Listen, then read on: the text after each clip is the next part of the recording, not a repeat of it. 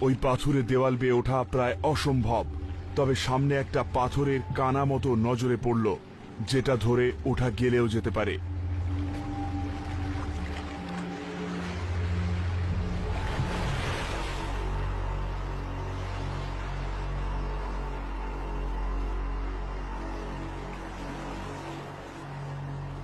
বাপরে, ওই ঠান্ডা জল থেকে বেরিয়ে যেন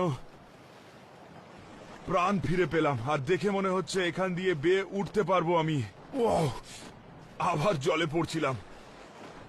খুব পেছল পাথরগুলো, দেখে পা ফেলতে হবে। বিপদ এড়াতে আমায় এই পাথুরে দেওয়ালটার উপরে পৌঁছতে হবে। কিছুদিন আগে এখানে স্থানীয় একটি লোককে ঢেউ এসে এমন বাড়ি মারে যে সে জ্ঞান হারিয়ে জলে পড়ে যায়। পরে আরো নিচের দিকে উপকূলে তার মৃতদেহ ভেসে ওঠে।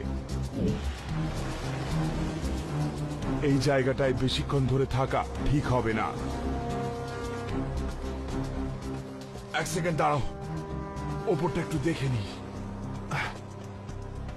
কাজের কাজ হবে এগোতে থাকা।